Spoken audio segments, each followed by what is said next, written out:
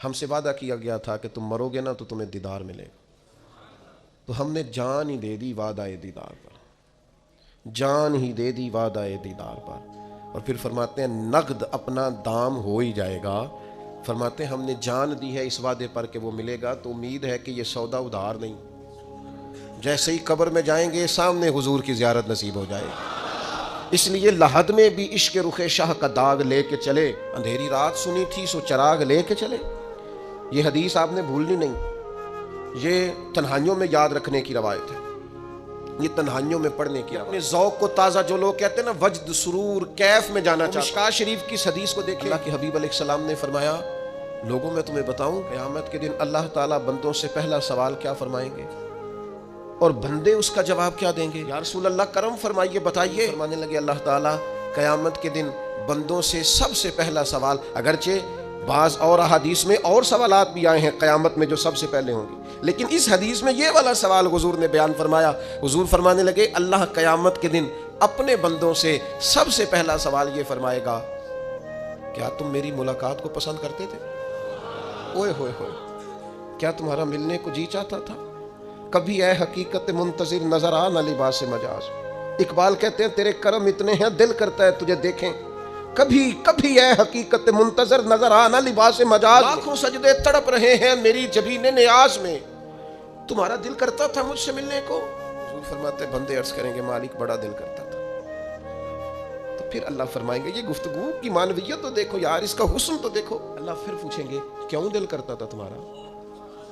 دل کرتا تھا تو کیوں کرتا تھا؟ مالک اس لیے کہ ہمیں امید تھی کہ تو معاف بھی کر دے گا، رحمت بھی فرمائے گا، اس معافی کی امید پر دل کرتا تھا تو ملے۔ حضور فرماتے ہیں پھر رب فرمائے گا مجھ پر واجب ہے، میں نے اپنے کرم سے واجب کر لیا ہے کہ آج تمہیں جنت عطا کروں گا۔ کسی نے اپنے محبوب سے کہا تھا کہ ذرا ایک نظر مجھ پہ بھی کیجئے، تو قریب بیٹھے ایک شخص نے کہا یار تو نے بڑا دعویٰ کیا ہے جو محبوب ہوتے ہیں ان کو تکلیف نہیں دی جاتی، تو کہتا ہے پورا چہرہ ہی تیری طرف پھیرے۔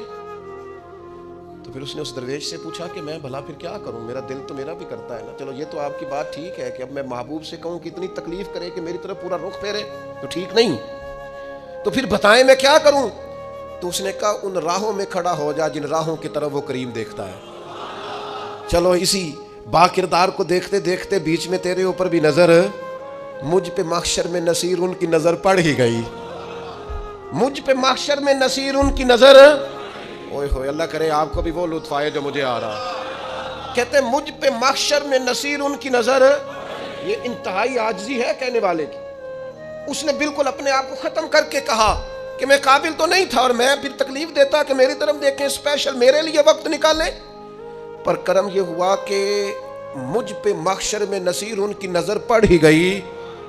کہنے والے اسے کہتے ہیں خدا کا کرنا، کہنے والے اسے کہتے ہیں خدا کا کرنا۔ اللہ نے کیا کہ نظر مجھ پر پڑ ہی گئی، اور جب پھر پڑ گئی تو تیری ایک نظر کا کمال ہے اور میری زندگی کا سوال ہے، بس جب پڑ گئی تو سو پھر پڑ گئی۔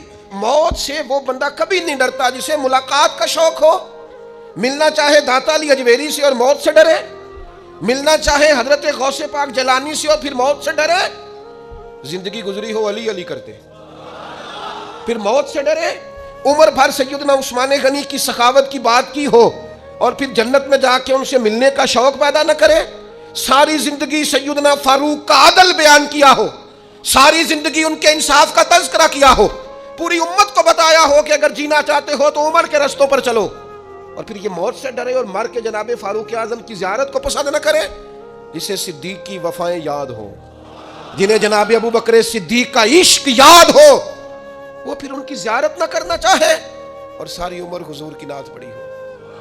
مانا نہیں آتا تھا پھر بھی کہا بلغ العلا بکمالہ کشف الدجا بجمالہ حسنت جمیع خصالہ صلو علیہ وآلہ سے نہیں ترجمہ آتا تھا، پر جب بھی کو پڑھتا تھا یہ بھی جھومتا تھا، مولا یا صلی وسلم دائماً